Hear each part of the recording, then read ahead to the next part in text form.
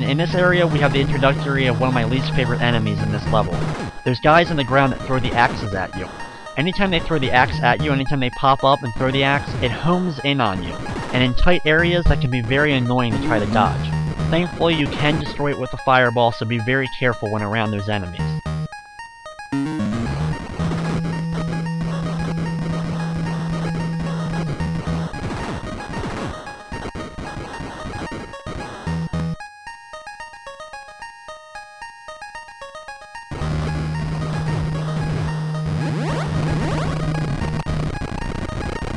In this area, we have more of those destroyable walls that we have to destroy in order to actually make it through. Once again, just like the other levels, try to stay in one area or one spot on the screen so you can destroy it. If you have a lot of firepower like I do right now, you can destroy all of it if you like before going through. Sometimes, like that last block right there, it can get a little bit of a pain to actually destroy them. I got an earthquake ability real fast, so that was able to destroy some enemies, but once I go to the next area, I lose that earthquake ability.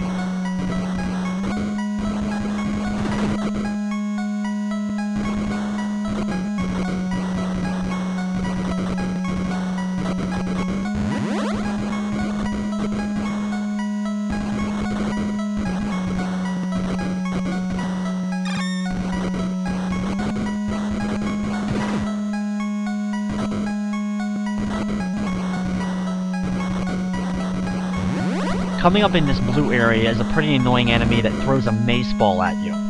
So be sure to be on the far bottom or on the far side of it and be prepared, because it's going to launch it at you straight, pretty quickly, and directly where you are.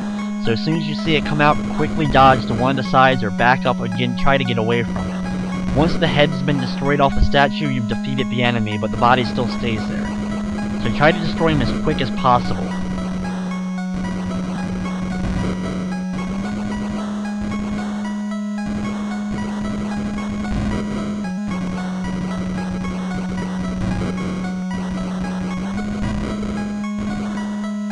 Once they're done, we go on to the next area.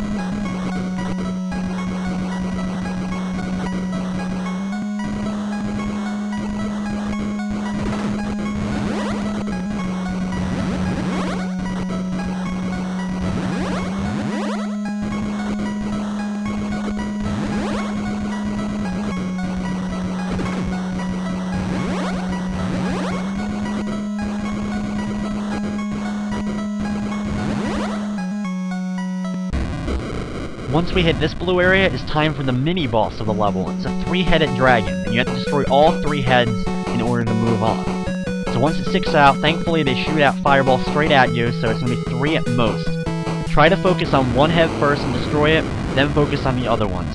It's really not that tough, and no harder than any boss that we've already faced. It's actually a pretty easy mini-boss. If you're powered up, it'll take only a few seconds. If not, you're going to have to dodge a little more, and try to be a little more crafty when actually attacking.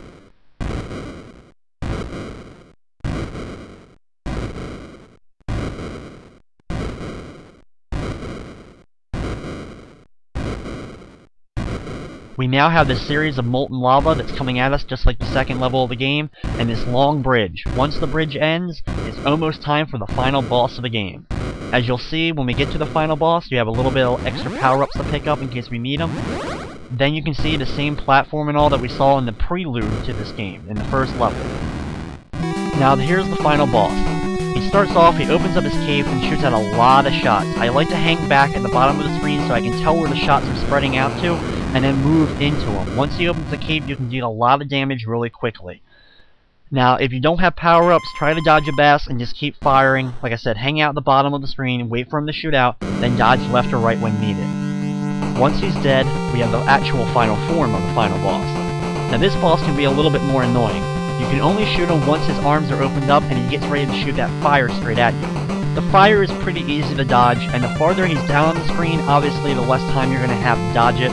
But especially if you have any kind of power-up, it'll be pretty easy to actually shoot him. If not, it's going to take a little bit longer. The most obnoxious part about this battle is easily the balls that are bouncing around the room with you. Try to avoid them the best as possible, and it comes down to just figuring out exactly what angle they're going to go in when they make their next bounce. Hanging out at the bottom of the screen is probably one of the better strategies in terms of actually being able to defeat this boss. So keep moving back and forth, be careful of the fire that comes straight at you, and just keep launching fireballs at him anytime he opens up. Even with your full power upgrades, it's going to take a lot of shots to take this guy out.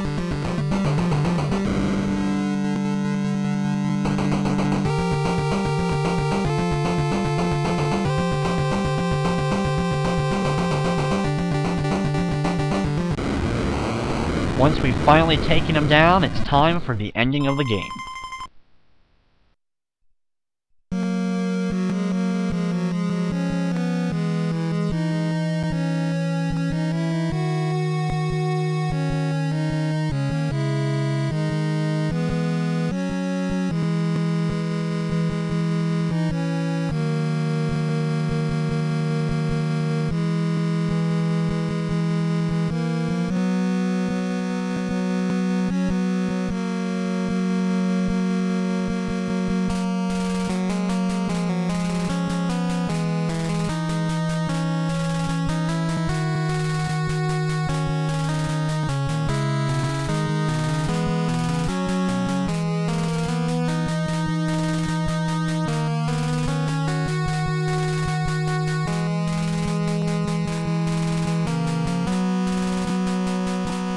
We have the end written on the book, and now we move on to the credits of the game. As you can see, Dragon Spirit the New Legend is a pretty cool vertical shooter. Just the fact of being able to play as a dragon is pretty cool, as well as getting all the power-ups that are in there. It's one of my favorite vertical shooters on the NES. Also, in the credits, you can see the portraits of the princesses that we didn't get to actually save in the run. Like I said before, as far as I can tell, it's completely random on which ones show up. It may have to do with how many damage you take, it may have to do with how many lives you lose in the level, or it may have to be with the power-up that you defeat the boss with. I'm not exactly sure what determines which one shows up, but you'll get to see them all here. Also, like I said, anytime you play the game, you're going to probably get different princesses than I ended up getting in this run.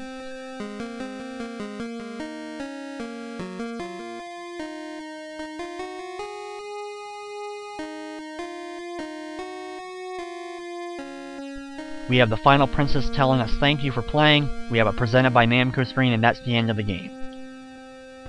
And with that, that's going to wrap up another edition of Play It Through. I'd like to thank you for watching, and of course, I hope you enjoyed.